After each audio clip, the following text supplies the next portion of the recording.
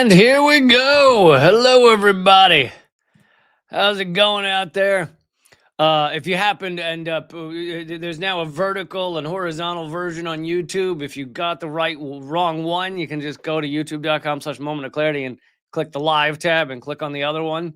So you can get the one that works best for your viewing needs. Hello, everyone.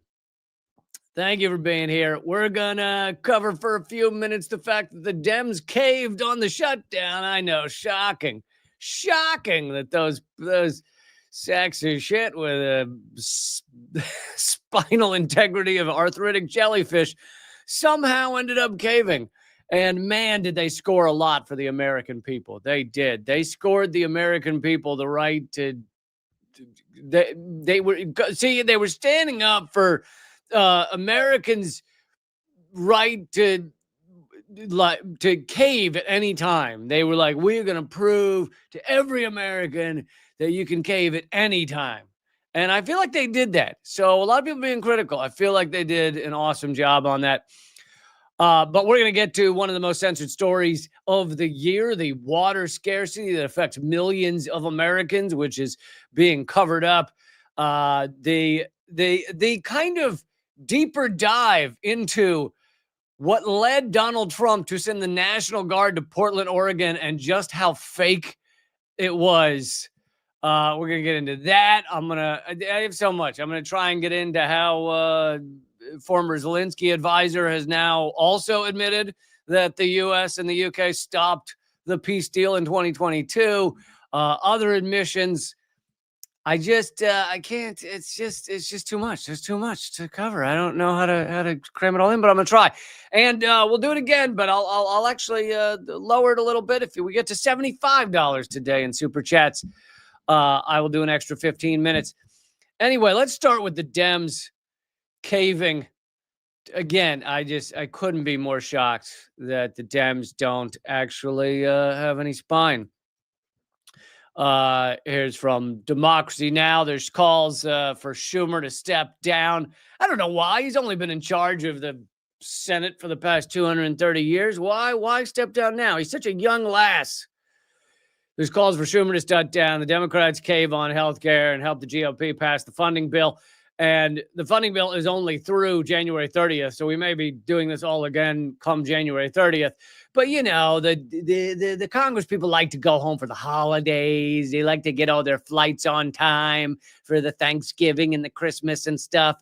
So let's just do that. So ostensibly what the Democrats were fighting for, right, was a Band-Aid on a Band-Aid of a Band-Aid. It was the Band-Aid of affording Obamacare, ACA, which was a Band-Aid on the fact that we have a catastrophic healthcare system in this country, the only industrialized nation without some sort of universal healthcare. And so ACA, Obamacare, whatever you want to call it, was a Band-Aid. It was saying, oh yeah, we have a completely effed up medical care system in this country. So instead, we'll create this ridiculous marketplace. It'll be a boon for the health insurance industry, these corporate titans that are middlemen that just enrich themselves off of your need for some kind of healthcare. They'll get even richer. Beautiful, beautiful. Love it. Thank you, Del Zoid, in the comments, pointing out that this started as Romney Care. It started as a Republican idea. Anyway, so it was a Band-Aid on how do we keep enriching these fucking parasites while we get more Americans, at least a percentage more Americans, some kind of healthcare. So that's what it was. Now you then have the Band-Aid on the Band-Aid, which I like to do that. When I have a cut, I'll put a Band-Aid on, and then I just slap another one on top of it. If the blood starts oozing through, you just put another one on top of that. Works every time. You have the Band-Aid on the Band-Aid of, okay, we've created this marketplace, this ridiculous crap show of a healthcare system. Well, now it's not working for a lot of Americans because the cost of that is too much. Like they can't even, most Americans can't even afford the monthly premiums. So, well, let's throw a Band-Aid on that, which is subsidies so that some of the most struggling Americans will be able to somehow afford this marketplace, to somehow afford some health care that will then, when they really need them, say, oh, we're not covering that anyway. So it is such a remarkable shit show put forward by the biggest parasites in our country, the biggest vampiric shit stains in our country, created this system. The Dems were fighting for those subsidies to some degree. And now you have 6, I think it was, Dems in the Senate, which was all they needed, saying, the shutdown's gone on long enough. We proved our point, which was what exactly? Also, you've got to remember that in this, if you want to pretend these two parties are not one party for a minute, you've got to remember that the Dems were winning this fight of the shutdown. Most of it, according to polls, was being blamed on Trump and the Republicans. It was being blamed on Trump for not giving people the healthcare subsidies that they need in this clown show. And so the Dems are winning the propaganda battle on that front. They're also really, I never saw anyone believe the Republican line that this had to do with trans rights or trans medical care or something. Whatever they were trying to make it about trans something. No, I don't think anyone believed that. And then they were also winning at the ballot box because Dems had a bunch of big wins in this last election. Now we'll just close our eyes and pretend the Democrats are different from Republicans, and we'll close our eyes and pretend that the first woman governor in Virginia isn't a proud CIA officer. So we'll just pretend these two parties are different for a moment. The Dems were winning at the ballot box. Of course, you have Mamdani winning in New York. And, again, you can have a nice little debate as to whether he counts as a Democrat or what he counts as or what the fuck a Democratic Socialist really is, because these two parties don't mean anything. They're just designed to keep you and me in line, dumb enough thinking you're voting between two very different things. Anyway, Dems are winning in those regards. And then what do? They cave on the fight because they're not actually looking out for you. These are mostly the richest Americans, or not the richest, but mostly incredibly rich Americans they don't really have contact with average Americans. They don't really have contact with the 49% of children in this country that are growing up in either poverty or low income. What is the point of being a brutal, bloodthirsty, disgusting empire if half the kids are going to be in poverty? Like, if you're going to be a brutal, awful, vampiric empire, at least don't have all the kids in poverty, right? Can we agree on that? I feel like that's an easy thing to agree on. So I don't know that I need to say much more about the Dem shutdown. I know you can turn on CNN and hear them debate it or whatever, the end of the shutdown. You can turn on CNN and hear them debate it for the next 3.5 hours or whatever. So go do that if you'd like. I want to get to some other stuff that's going on. More Epstein revelations, which I'm sure Trump was thrilled about, right? As he quote unquote wins this shutdown battle. More Epstein revelations have come out. Top administration officials are set to meet after a trove of bombshell emails have been released. And these some of these show emails from Epstein to the journalist Michael Wolff, because these are not that old. They're like 2016, 2017, 2018 emails. So this is long after Epstein had already been arrested in 2000 and put in and given that sweetheart deal in Florida where he could show up to prison when he felt like it. Maybe today's a prison day. You know what? Maybe not. There's something good on TV I want to watch. So this is long after he's a convicted sex predator. And he no longer was friends with Donald Trump.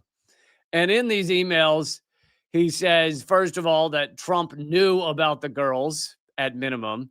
He doesn't, I think he's still watching his back a little bit. So he doesn't say in these emails like, oh yeah, Trump totally banged a 12-year-old. But he says Trump knew all about the girls back when they were friends. And of course, Trump had said something similar about, Epstein. Epstein's a great guy, and he likes the girls even younger than I do. But then he also calls Trump a maniac or out of his mind or something. But he he calls him borderline insane. And he also writes, you might want to tell your Democrat friends that treating Trump like a mafia, they should be treating Trump like a mafia don. And yet they seem to be ignoring, I'm paraphrasing because he's writing in snippets, but ignores the fact that he has great dangerous power, tightening the noose too slowly, meaning the Dems are tightening the noose too slowly as Trump runs for president. This is 2018, so he's already president. And they're tightening the noose too slowly, risks a very bad situation. Gambino was never the commander-in-chief. There was little Gambino could do as the walls closed in. Not so with this maniac, borderline insane, and corroborated by some that are close. So even Epstein, a convicted sexual predator and sex trafficker, he was like, dude, this Trump guy, he is out of control, man. Out of control. The also revealed is that it was one of the emails or one of the documents says Trump spent hours with, and they had redacted the name of which girl he had spent hours with. And now we found out that the name of the girl he had supposedly spent hours with was Virginia Giuffre. Now, Virginia Giuffre at some point said that she never saw any, poor treatment by Donald Trump, but also, we don't know what her plan was because she was suicided.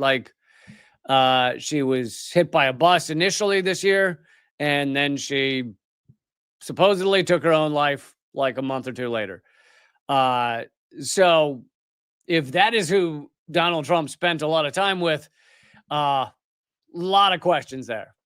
A lot of questions there.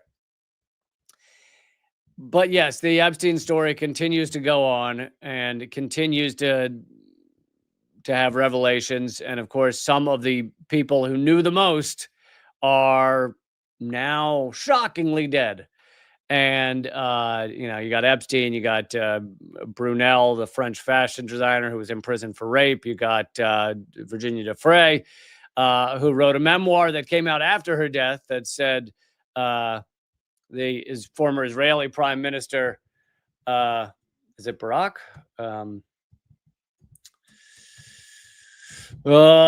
Sorry. Too many criminals to keep track of. So she says in the memoir that she was R-worded, I guess I'm supposed to say on YouTube, but I hate that shit, by a well-known prime minister, but everyone's pretty sure a well-known prime minister, but everyone knows that Ehud Barak spent a lot of time with her, and so people just kind of know that that's who she's referring to. Ehud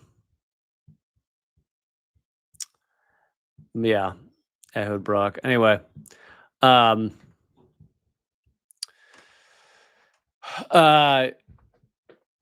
but yeah, so there's, as to who would want her suicide, in case you forgot, she tweeted like months before that she's not suicidal, and if she were to ever, if you ever hear that she killed herself, it's not true.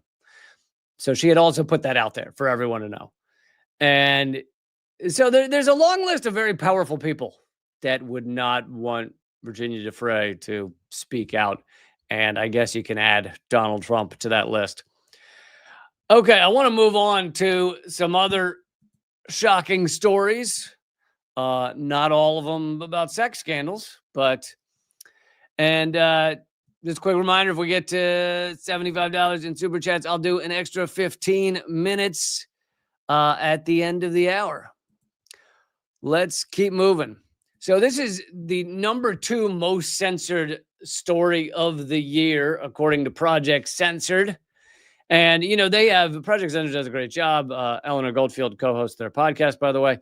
But they have a whole process in voting for what are the 25 most censored stories of the year. They also don't just call a story censored because they feel like it. It legit has to have not been covered almost at all in mainstream media, other than like one little article here or one little article there. So this is the number 2 most censored story of the year. Water scarcity threatens. Thank you for becoming a new member, Hellevorst. Hellevorst. Thank you so much. Water scarcity threatens 27 million Americans, and yet is essentially never talked about. Nearly 30 million people are living in areas of the U.S. with limited water supplies. Carrie Gilliam reported for The New Lead.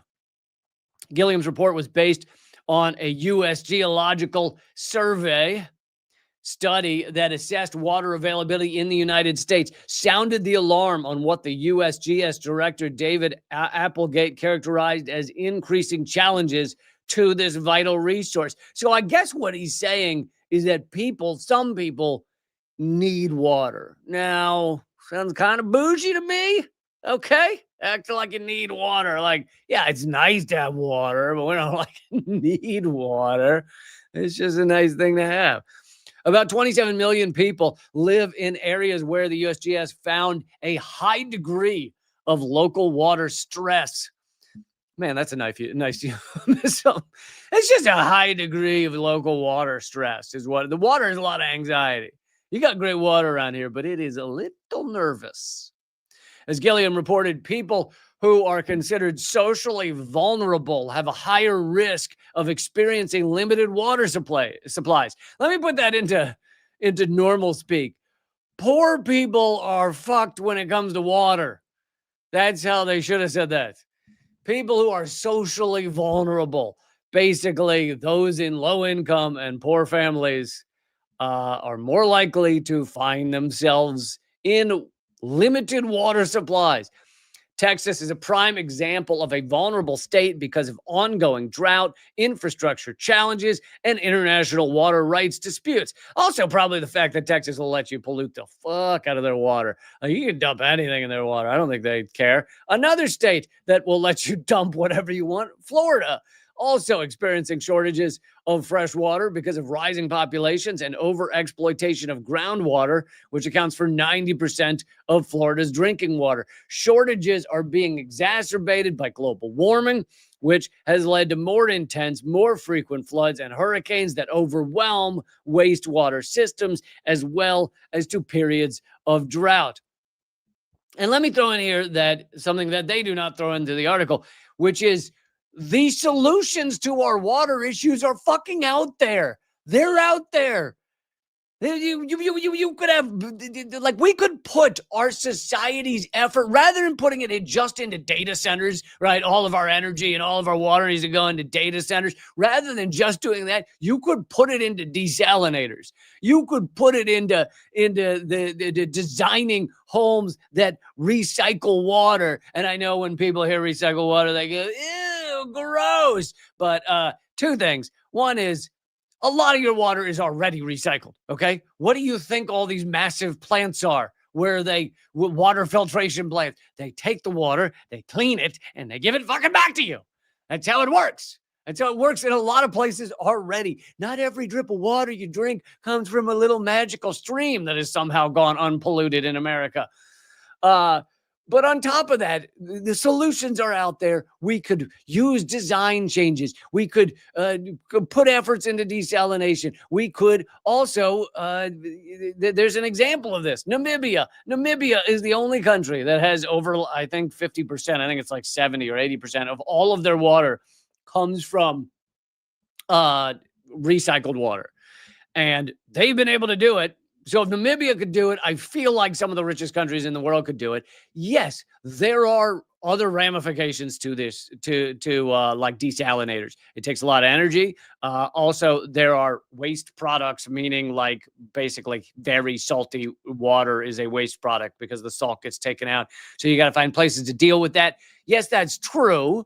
However, just about everything we do has other ramifications. I feel like the number one thing to do would be design changes in our architecture. How about all the water that you use in the shower then gets put into your goddamn toilet.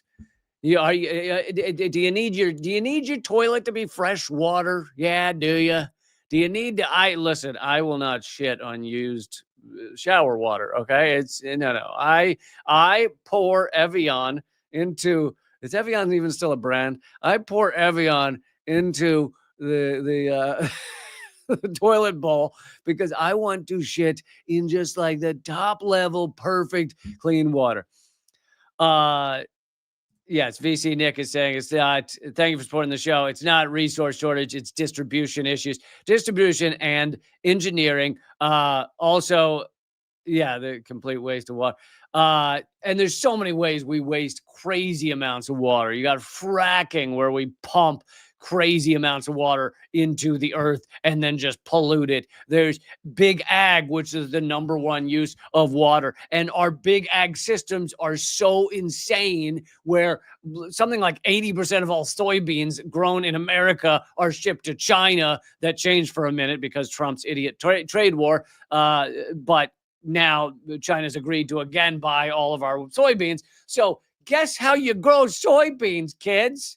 You spray loads of water all over the fields. So you hose down all those fields.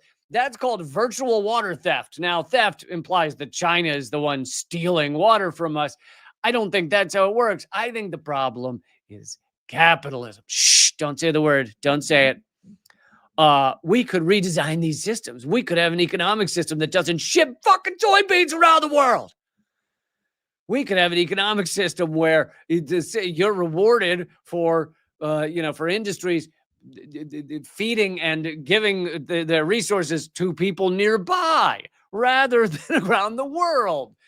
And this could be done throughout the world, but no, we need to just have this insane system that, we'll just we'll use all of our clean water to hose down fields to grow alfalfa that's shipped to China, that's fed to the cows so that China can eat the cows.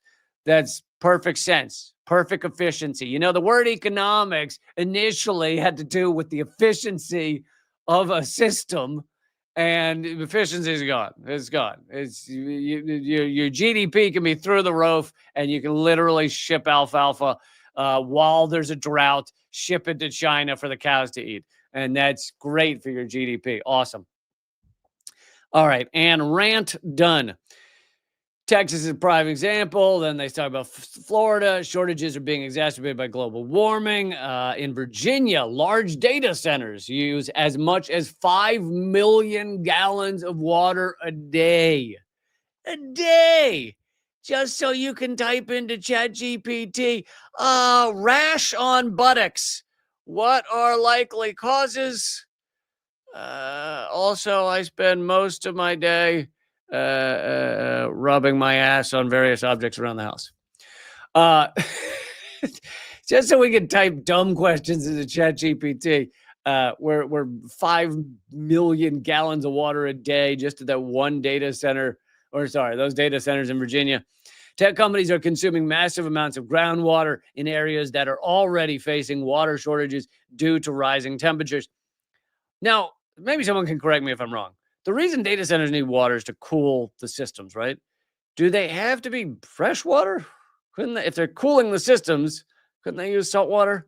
If they use salt water, couldn't they get that from, what's the name of the big salt water that's like, it's like next to the United States? It's like, there's like one over here and like one over here. Oceans. Couldn't we use the oceans? If that's the case, or can you not cool data centers with saltiness? Or is ChatGPT like, too salty? I don't like it. No, thank you. Okay. Roughly 53% of the nation's aquifers are drying up as global water systems confront warming, which isn't happening, right? There's no global warming, so I don't even know what they're talking about. Almost everyone in the U.S. Then they get it. So I skipped a lot of it, but then they get into the ways our water is polluted, even the water we think is clean. And again, when you look at I like to talk about getting down to like core reality or the different layers of reality.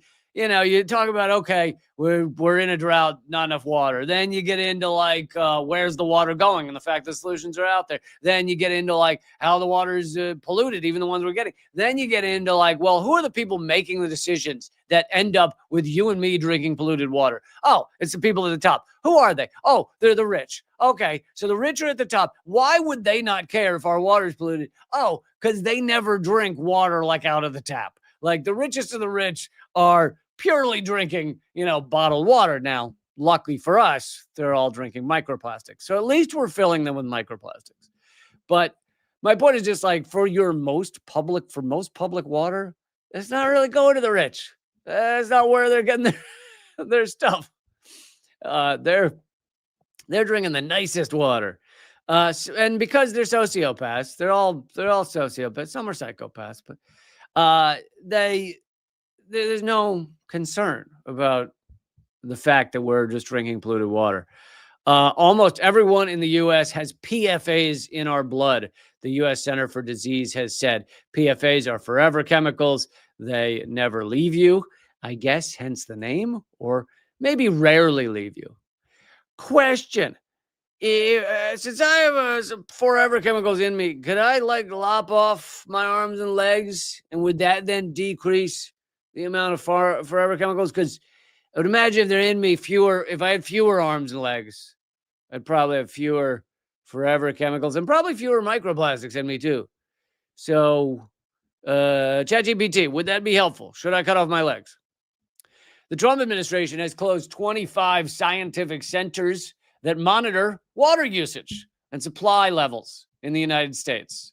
So while we're facing this, Trump is literally shutting down the centers that monitor how much water we're using, because science is fake and gay.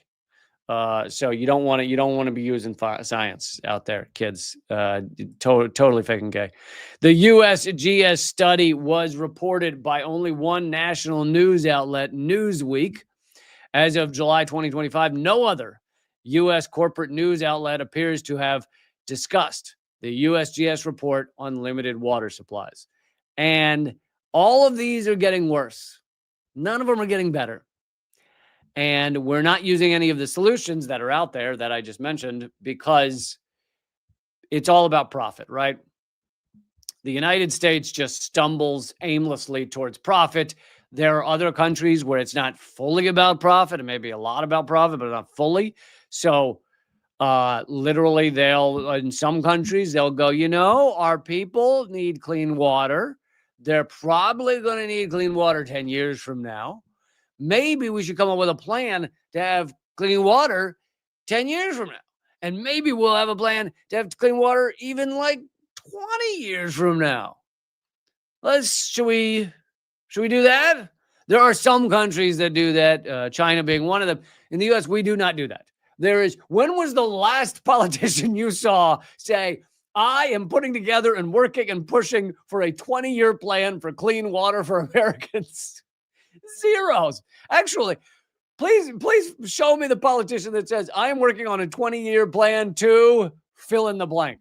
Doesn't exist. There is no 20-year plan. There's barely a plan for the next quarter. This is also why they don't fix the goddamn bridges, because that needs to be a long-term plan. Nothing. It's also why we don't have fucking bullet trains. Nothing in the United States is a long-term plan because that requires going outside of profit. Rarely can you have a plan that long-term that equals profit. They could maybe think it might, like likely profit, but the more years you get out, the less likely that becomes. That's why you will see like airports often will have redesigns, right? Which takes several years, 2-3 years to rebuild or expand an airport somewhere. And they'll do that. Why do they do that? Because they know the money's coming. And 2 years out, you can kind of predict. 3 years out, you can kind of predict. You go farther than that, and they're like, we don't know if we'll make the money. So we're not rebuilding the bridges. Also, rebuilding the bridge. Where's the money in making sure we safely get across bridges in the United States? 60,000 structurally deficient bridges in this country. Where's the money in that? Nah, not enough. Even if you put up a toll booth, quarters aren't going to do it. Okay, let's keep going here. Thank you all you supporting the show. If we get to $75 in super chats on either YouTube or Rumble or Locals, I will do an extra 15 minutes for this show. Actually, tonight now is also a good time.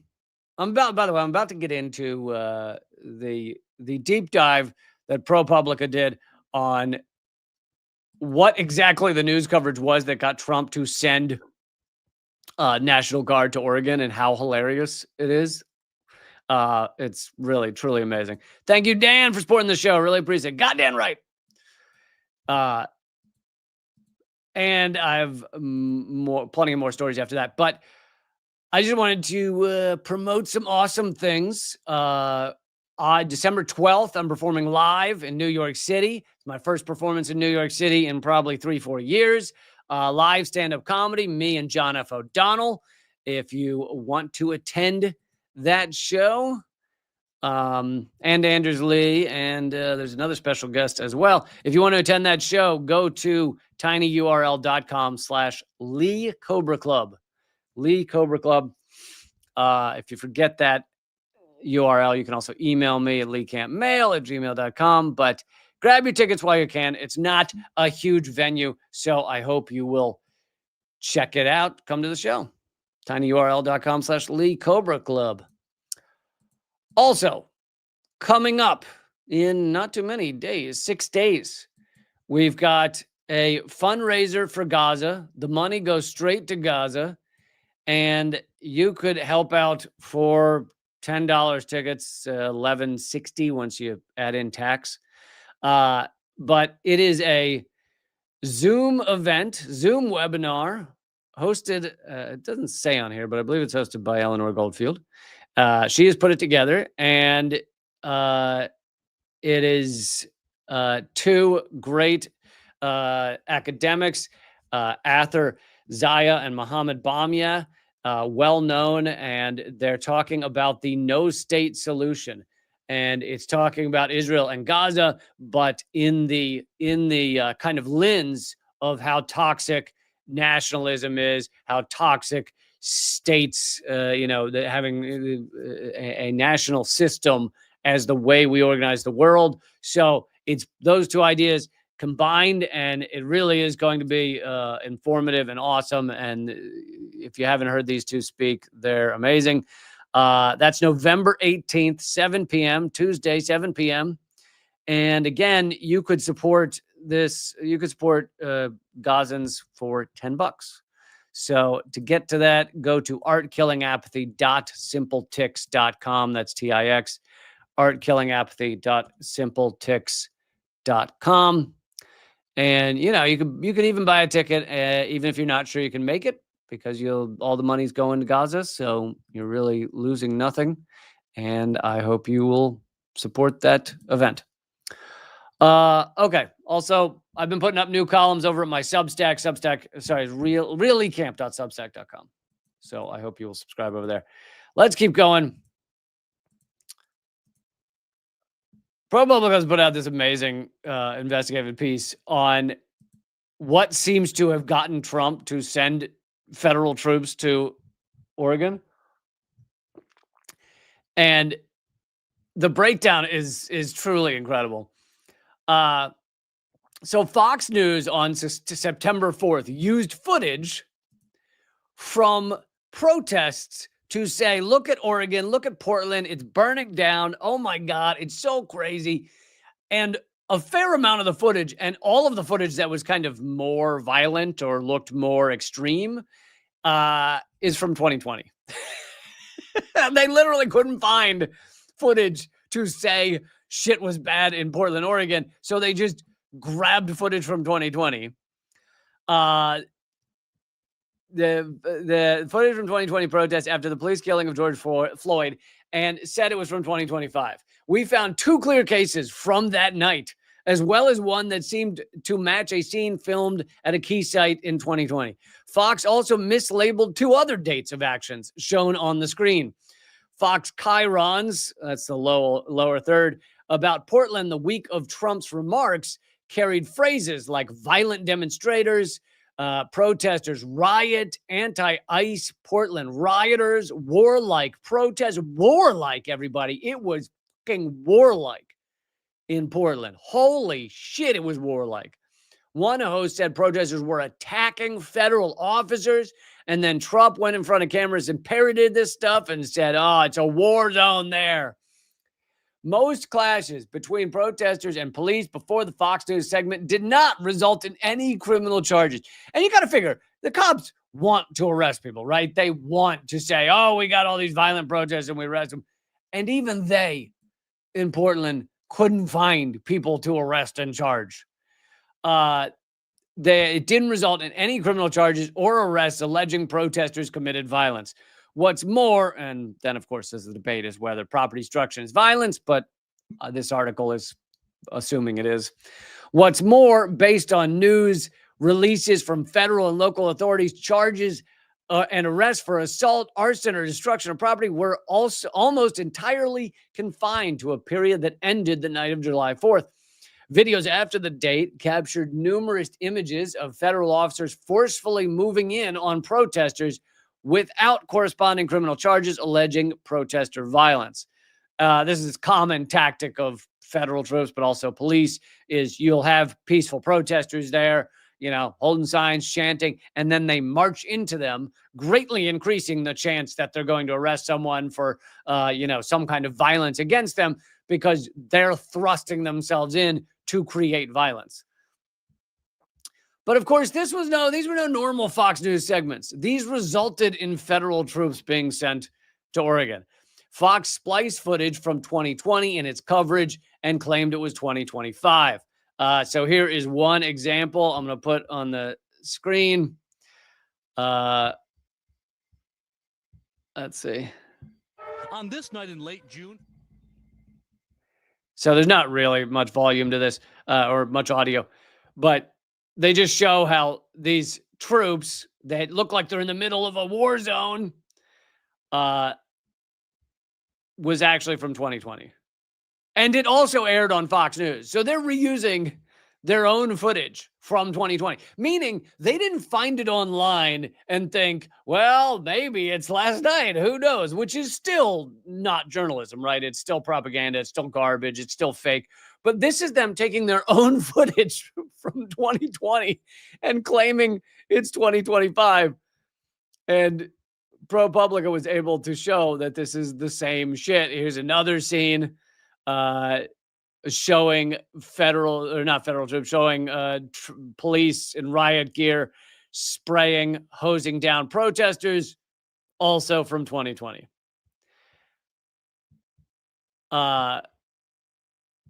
And Trump then apparently watched this footage that aired September 4th, shot at a slightly different angle, blurs out spots where graffiti was visible on the building.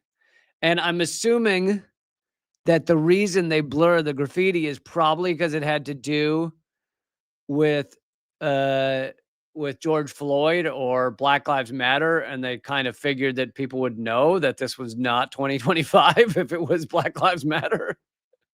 But anyway, on screen at that moment is a U.S. Navy veteran who was pepper sprayed and repeatedly struck with a baton. But it didn't happen in 2025. The video was posted on social media in 2020. So let's see. This is that video as well. We're just going to let violent rioters do this for 80 straight nights, and we don't care. And the reason the real reason they were using 2020 was not that there were no protests in Portland, Oregon against ICE. There were, but they were all very peaceful. They were all like drum circles and people in like fucking mascot outfits dressed up as chickens or whatever. Like there's been montages of all the like mascots that they've dressed up as in Portland, and you can't show that and be like, it's a war zone down here, and then you see a duck dancing. Like it doesn't work as well. So instead they grabbed all this footage from 2020. So then Trump didn't say exactly what he watched, but he comes out in front of reporters September 5th, the day after, and says, I was watching TV last night. I didn't know that was still going on. It's been going on for years. So basically, Trump believed the laughable lies from Fox News, and then sent federal troops to Oregon. In a September 2nd segment featuring the video from the day earlier, Bill Hemmer on Fox News said it shows riots raging. Anchor Trace Gallagher teased another September 2nd news segment by once again showing the video saying it's a riot outside of Portland ICE facility. But that was from, first of all, that was from days before. But the other problem is it's not, they keep calling it a riot. And you can actually see from their footage, it's a tiny group of people. There's nothing riotous going on. There is a little tiny fire. Like if you were to, for those of you listening to the podcast, it's like if you were to light one book on fire or something. There's a little tiny fire at the bottom of a prop guillotine that they brought. Not a violent weapon, but a prop of a guillotine. And that is what Fox News is complaining is a riot. The protest rage. Here's the tiny fire and the guillotine. And as you can tell, it is just riotous. It's end of days, man. End of fucking days. The September 1st protest had little to no energy, according to an internal Portland police summary, before federal officers dispersed the crowd to collect a prop guillotine. Katie Daviscourt, a Trump-aligned, so that's the tear gas you saw, was when the cops, rather than just march in and grab the guillotine, they decided to spray a peaceful crowd with tear gas or pepper spray canisters to take the guillotine away. So they create violence, and then they go, oh my God, it's violent. Kate Daviscourt, a Trump-aligned commentator who filmed the clips, noted on X that protesters were having dance parties and that their main problems were not leaving restricted areas, burning a flag, and possessing a deadly object, a guillotine. So here's the thing.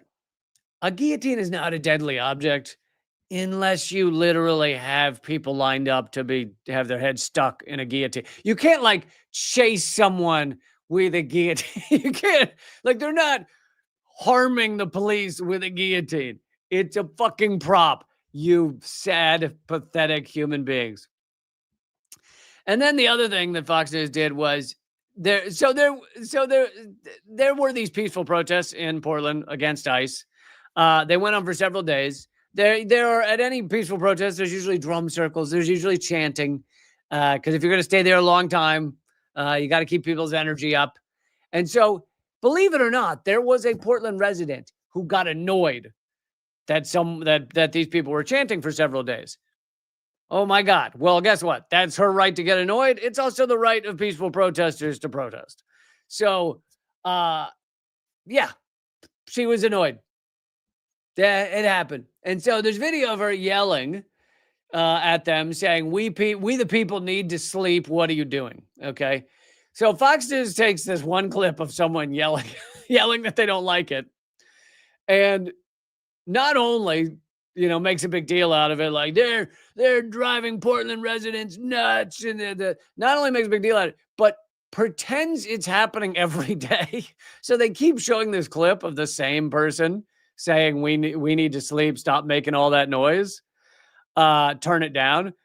And they keep playing it day after day, acting like it's happening that day. The next day, they play the clip again. In reality, the confrontation was from a video months before. God, the effort they have to go to pretend this was a riot is amazing. So then Trump, says he's sending federal troops. But it's just the perfect mix, isn't it, of of propaganda. I guess it starts with propaganda. People actively deciding we're going to take clips from 5 years ago and pretend they're last night. But then combined with idiocy, both the idiocy of the people at Fox News and the idiocy of Donald Trump and the idiocy of other people across this country watching it and going, oh my God, Portland's a war zone. And then you add in the power of the presidency, the power that this lunatic can just send federal troops wherever he wants. And then you add in the fact that he's rigged the Supreme Court to allow him to do these things. It really is just it's just a perfect stew of corruption and idiocy and propaganda and fascism, and just a wonderful, wonderful mix. All right. Oh God, I'm gonna run out of time, so I got to figure out what to squeeze in here. Would you rather? I'm gonna ask you guys in the. You got to comment quick because I'm not gonna wait long.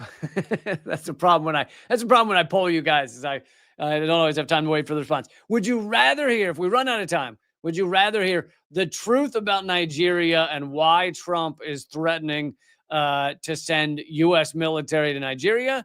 Or would you rather hear more evidence that Boris Johnson and the United States stopped the peace deal in April 2022, stopped the proxy war from ending, and that is a admission coming from a former top Zelensky advisor. Okay, so we got one vote for Nigeria, another vote for Nigeria, another vote for Nigeria. Okay, we're going with Nigeria, unless anyone... Okay, everybody's saying Nigeria. Okay, let's do Nigeria. Well done. I'm glad you guys were on top of it. I'm glad you... Good job. Quick comments. I like it. So Trump is now threatening to send... I don't know why that image on the page isn't loading, but Trump's now threatening to send U.S. military to Nigeria to make things right there. He's going to make things right. And he says the government better move fast. And he claims, and other Americans, such as the very, very left-wing, always left-wing, so left-wing Bill Maher, are saying there's a genocide of Christians in Nigeria. And so let me read a little of this. President Donald Trump said he's instructing the Defense Department to prepare for possible action in Nigeria, claiming the nation's government continues to allow the killing of Christians.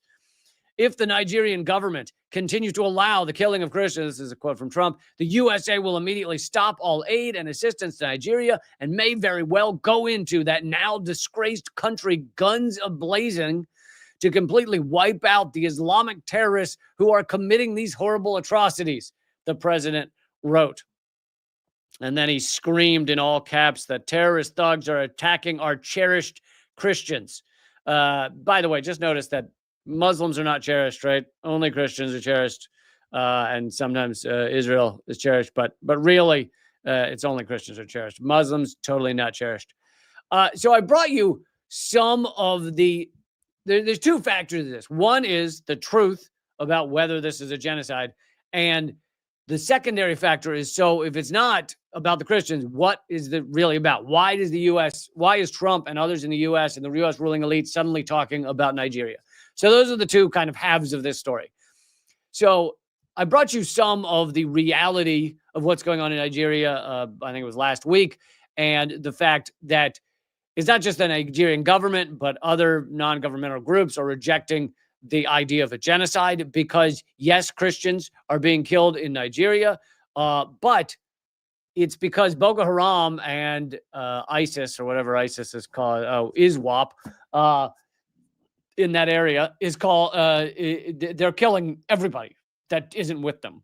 So they're killing Christians. They've actually killed more Muslims than they've killed Christians. I think a lot more Muslims than they've killed Christians. Nigeria rejects claim of Christian genocide as Trump mulls military action. Officials and experts in Nigeria on Sunday denied Trump's claims of mass killings of Christians, noting that Boko Haram and Al-Qaeda linked groups, that's the ISWAP, as I've said many times, not to be confused with WAP, groups target people of all faiths in Africa's most religious country. So it's a very religious country. So considering the fact that they're killing people who are not with them means that they are killing a lot of Muslims, they're killing a lot of Christians, and it is disgusting. The mass murder of anyone is revolting. These people are horrific mass murderers. That is a given, but it goes against the definition of a genocide. And also, even if you were to say, okay, it's a genocide of Christians, well, it's actually a bigger genocide of Muslims if you were to use that terminology. So if Trump or Bill Maher wants to get upset about it, they need to get more upset about a genocide of Muslims in the country. Anyway, so there is at minimum debate, but really it just seems to be mass killing of people who don't support them. And there's also this little factor, if you're wondering where Boko Haram and ISWAP and ISIS came from. Here's from Yahoo News. CIA, and this is back in 2015, CIA and Mossad are behind Boko Haram and ISIL, another name for ISIS, really, says the Sudan president. The Sudan president accused the CIA and Mossad of backing Boko Haram and ISIS. And as we've shown, I mean, we just had former Al-Qaeda chief in the White House yesterday, or 2 days ago, which I covered on the show. As we've shown, as long as the killing is in the right direction for the U.S. empire, we're fine with killing. Kill all the people you want, all the innocent people you want. Totally great. Look at Gaza. Totally fine with us as long as it's in the right direction, as long as it doesn't get in the way of our empire. Sometimes it's specifically because we want the people they're killing dead.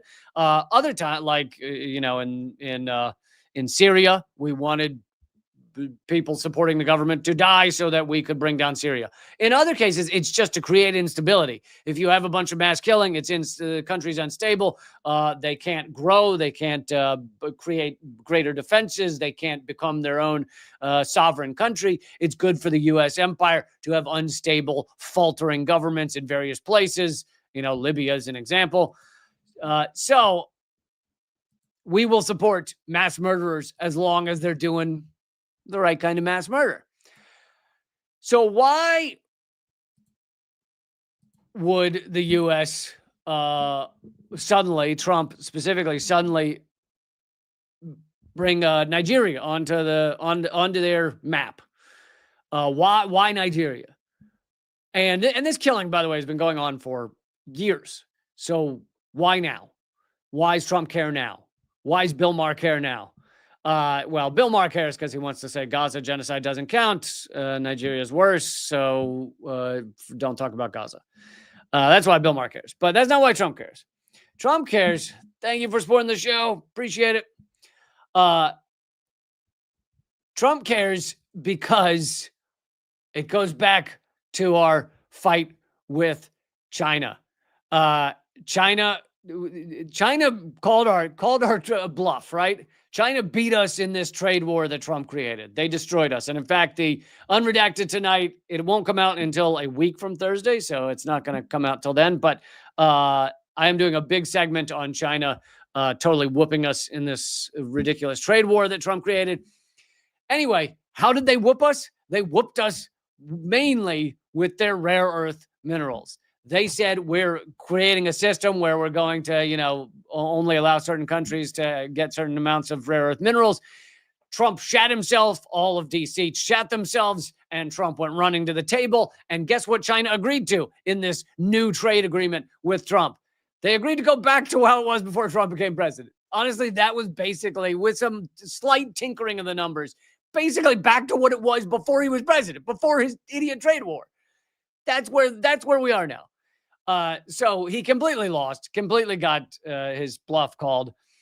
But here's the thing. Rare earth minerals, as I'll cover on Unredacted Tonight as well, are not that rare. They are in a lot of countries. So we need two things. One is we need rare earth minerals.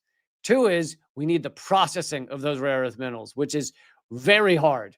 It is very intensive. It's very difficult. It's very complicated. It requires a lot of pollution. It requires a lot of very specific types of technology. The U.S. does not have any of that, and very few countries do. China processes or refines 92% of all rare earth minerals. So even if you get the rare earth minerals, you have to get them refined largely in China, which is why we shat ourselves. Which is why, and by the way, these minerals are in everything. But most importantly, they're in our computers, they're in our weapon systems. Without the rare earth minerals refined by China in our weapon systems, we can't attack China. So Nigeria has a lot of resources. They also have the most oil in Africa. But Trump wants the oil. He wants the resources. He wants the rare earth minerals. Also, Nigeria is working on their first rare earth mineral processing plant. So maybe Nigeria will soon be processing these rare earth minerals. But we've seen Trump turning to where the U.S. can steal rare earth minerals. And some of the biggest places he's looking at are stealing Greenland, Nigeria, and what's another place that has a lot of resources, including oil? Anyone want to guess? Venezuela. So let's play this old quote, but from a few years ago. Never gets old, though. Always works. And this is one of the heads of the Pentagon, and she's talking about what Venezuela has. So rich in resources. It's off the charts rich. And they have a lot to be proud of. And our competitors and adversaries also know how rich in the resources that this region is. 60% of the world's lithium is in the region. You have heavy crude. You have light sweet crude. You have rare earth elements. You have the Amazon, which is called the lungs of the world. You have the 31% of the world's fresh water. So there she is, one of the Pentagon chiefs, bragging about all the stuff that could be stolen from Venezuela and that region in general. And, you know, I repeat it a lot. You guys know Venezuela has more oil reserves than any country on earth. And we right now are setting up an invasion of Venezuela. I have covered it a lot, so I'm not getting that deep into it on this episode. But we're sending battleships down there. We are rebuilding our military base in Puerto Rico so that we can be, it's like 500-mile flight to attack Venezuela. And it's horrifying. And of course, all of this just proves that we are a bloodthirsty, disgusting empire, and we want to steal materials and resources from everywhere around the planet. But yeah, so that's the story behind Nigeria. Because even if he cared, like the idea that Trump cares about any other, and let's remember what these Christians are. They're mostly not white Christians. What? The idea that Trump cares about a Nigerian people, Christian or not, is like so hysterical. Like to picture him at home being like, oh, those poor people, they're Christians, they're poor Christians. Trump has never been to church a day in his life. What the fuck does he care about a Christian? Secondly, he thinks any country that's not all mostly white or has a lot of white people is a quote from Trump, shithole country. Why would he ever care about Nigerian people? He doesn't. So anybody who thinks that that's the real reason for why the U.S. is talking about also invading Nigeria, oh, wow. Get more cynical, all right? Please. Okay, so that's the show. I'm going to head over and do an extra segment for those of you on locals. We didn't quite get to the super chat number, but that's all right. And yeah, I'm going to do this extra. If you want to join the extra segment, you can join for free over at leecamp.net. Just scroll down to become a supporter and then use promo code LeeCampFree, one word, and you'll get a free month. And it's not like you have to sign up for a year. You'll sign up for a month and you'll get a free month. And if you cancel before the end of the month, then you've paid nothing and you've enjoyed the extra segments. So I hope you'll do that. LeeCamp.net. I think I'll also be able to post this on Patreon soon. Something went wrong with the Patreon live stream today.